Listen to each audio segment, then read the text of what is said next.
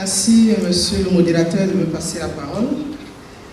Mesdames et messieurs, acceptez mes salutations. Avant de présenter mon propos, monsieur le modérateur, je voudrais remercier les initiateurs de cette rencontre. C'est également l'occasion pour moi d'exprimer ici publiquement mon admiration à son Excellence François Hervé Moundourou, président de ce think tank CTTN, que j'ai le privilège de côtoyer depuis quelques années déjà. Alors il m'offre comme par le passé une opportunité unique de m'adresser à vous, des personnes distinguées, d'échanger avec vous également autour d'un thème qui porte sur les think tanks et la valorisation de l'expertise endogène en Afrique. Alors la question qui nous préoccupe est de savoir comment valoriser l'expertise endogène dans un think tank. Je voulais même dire aussi TTN. Alors parler de la valorisation de l'expertise endogène africaine relève en effet, pour cela, l'Afrique est incapable de produire des savoirs utiles à son développement. Vous avez certainement vu des productions dans ce sens. L'Afrique noire est mal partie, de Dumont en 1962. L'Afrique est malade de management de Gouguin en 1984. Et si l'Afrique refusait le développement du Gabon en 1991, face à l'impossible décentralisation des entreprises africaines de Diriban en 1990, et comment concilier tradition et modernité dans l'entreprise africaine de l'homme en 1987. Alors cet afro-pessimisme alimenté par la doxa économique et managériale ultra-libérale conduit à considérer l'expertise africaine inapte à la performance. Certains qualifient même l'Afrique d'imparfaite, placée dans un environnement de faible croissance globale, et le management africain d'objets introuvables. En face de cet afro-pessimisme, nous avons heureusement un repère différent, plus attrayant, qui valorise l'expertise africaine. Et c'est dans son prolongement, vous imaginez bien que je situe mon intervention, qui est plutôt optimiste. Il ne s'agit pas d'une simple posture défensive. À cela, je vous prie de croire à mon intime conviction. Alors, mon intime conviction, c'est que l'expertise endogène africaine mérite d'être valorisée. Alors, nous entendons par expertise endogène africaine la connaissance fine d'un état de l'art dans un domaine particulier, relative à des savoir-faire et des savoir-être produits par les Africains pour résoudre les problèmes africains. Alors, il ne nous échappe pas que si cette ambition est noble, elle se heurte malheureusement à plusieurs défis. Et compte tenu du temps, vous allez me permettre de ne retenir que 2 défis qui ne sont pas bien entendu exhaustifs. Alors le premier défi, et vous l'avez suivi dans l'intervention des précédents orateurs, c'est la dépendance à l'extérieur. Et la conciliation, et c'est le deuxième défi, la conciliation des enjeux d'avenir au regard de la trajectoire historique même de l'Afrique. Abordons d'abord le premier défi. La valorisation de l'expertise endogène en Afrique et la dépendance vis-à-vis de l'extérieur. Alors l'histoire de l'expression de l'expertise endogène en Afrique nous révèle 3 moments importants. Le premier est celui qui a suivi la vague des indépendances. Ce moment est caractérisé par l'existence des partis uniques dans les différents pays. Dans ce contexte, l'expression des expertises africaines est de 2 types. Il y a la pensée dépendante et soumise au pouvoir et la pensée indépendante produite par les Africains exilés à l'étranger. À cette époque, la relation entre les espaces de pouvoir et les espaces de pensée est empreinte de méfiance et de suspicion. Les hommes de pouvoir craignent de perdre leur domination en accordant de l'espace à la pensée autonome. Ça, c'était le premier moment. Le deuxième moment est marqué par la vague de démocratisation que nous avons tous vécue dans les années 90. Elle a vu le retour des exilés et la création de plusieurs think tanks, des centres de recherche, des fondations animées par des nationaux mus par le souci de nourrir l'espace public et les politiques publiques des réflexions différentes de celles entretenues par les pouvoirs publics. Malheureusement, ces structures sont dépendantes des financements des donateurs étrangers et servent leurs intérêts en rapport avec la collecte des données dont ils ont besoin pour prendre des décisions stratégiques en contrepartie du renforcement des capacités des acteurs africains. Le troisième moment des années 2000, très récent, est légèrement différent en ce sens que les think tanks revendiquent la production des savoirs situés et ancrés dans le contexte africain, malgré les sources de financement qui restent dépendantes des donateurs étrangers. Alors la principale préoccupation ici est de savoir si les think tanks ont la possibilité de disposer d'une expertise endogène libre, autonome au sens de la production de la pensée. Alors si l'autonomie des think tanks s'apprécie par le financement propre de ses membres, il apparaît qu'aucun n'est autonome. Leur financement provient des subventions publiques, des campagnes de levée de fonds, ou alors sont générés par des activités de formation qui les organisent et des appels à projets parfois financés par les bailleurs.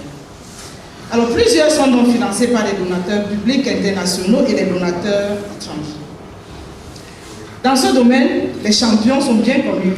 On connaît très bien les champions du financement des think tanks. Les plus actifs sont entre autres le Centre de recherche pour le développement international, le CRDI du Canada, le ministère britannique du développement international, l'Agence norvégienne de coopération pour le développement, la Direction générale de la coopération internationale des Pays-Bas, la Fondation Bill et Melinda Gates, la Fondation William et Hewlett.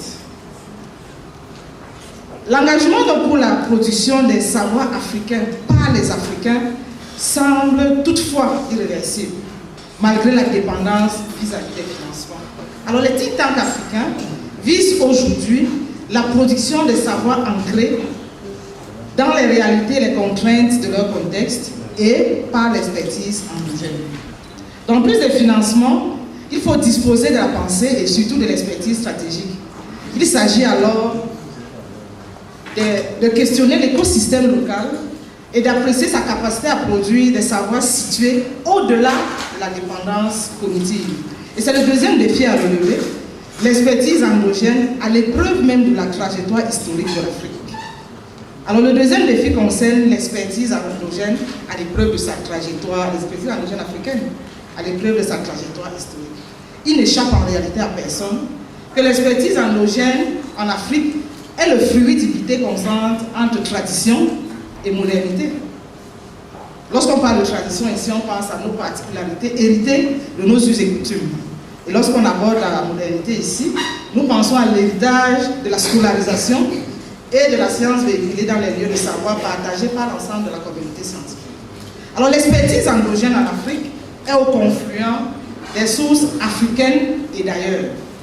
Elle est par ailleurs marquée par sa trajectoire historique, nous savons très bien, l'histoire coloniale, l'histoire migratoire, religieuse et économique. Alors ce contexte est de nature à produire un brouillage identitaire, résultant bien entendu d'un mixage complexe entre les différents héritages, et cette réalité s'illustre à travers diverses tendances philosophiques africaines. Je vais en citer quelques-unes.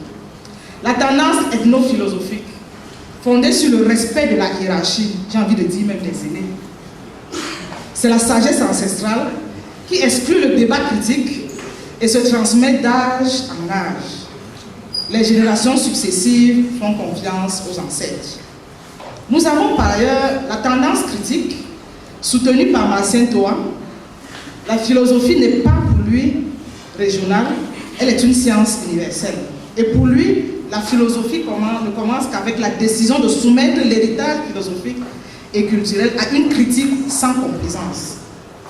La philosophie est alors dialectique, elle est discussion, elle est débat. Elle est surtout débat contradictoire et aussi affrontement d'idées individuelles.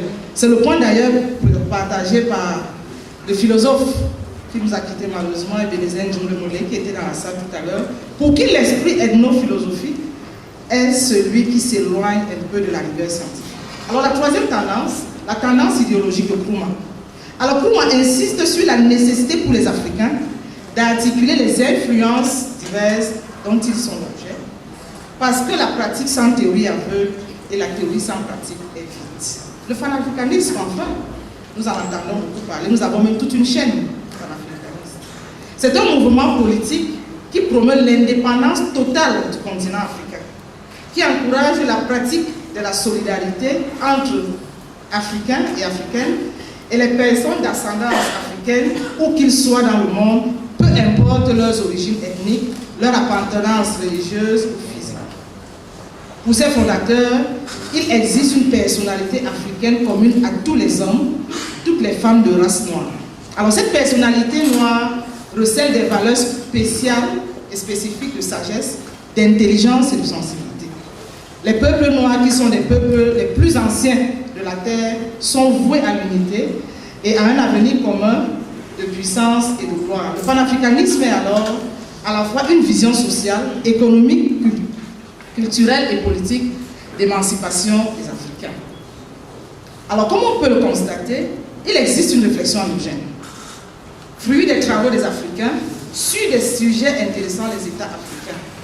Il revient donc au think tank, et principalement aussi TTN ici présent, de valoriser cette expertise. Il s'agit à notre sens de créer des espaces de réflexion pérennes et durables, des plateformes de valorisation des réflexions endogènes disponibles dans les universités et les centres de recherche africains. À notre sens, l'enjeu aujourd'hui est de mutualiser les connaissances disponibles et d'encourager la mise en réseau des experts afin d'assurer une sorte de continuité dans la production de la connaissance endogène. Alors pour réussir ce challenge, l'Afrique doit combattre 3 grands démons. Imaginez bien l'image d'un démon. Il s'agit de ces démons. Alors le premier démon est de considérer que la pensée doit être contrôlée par les pouvoirs des États. Le deuxième démon est de croire que penser ou faire de la recherche est un luxe.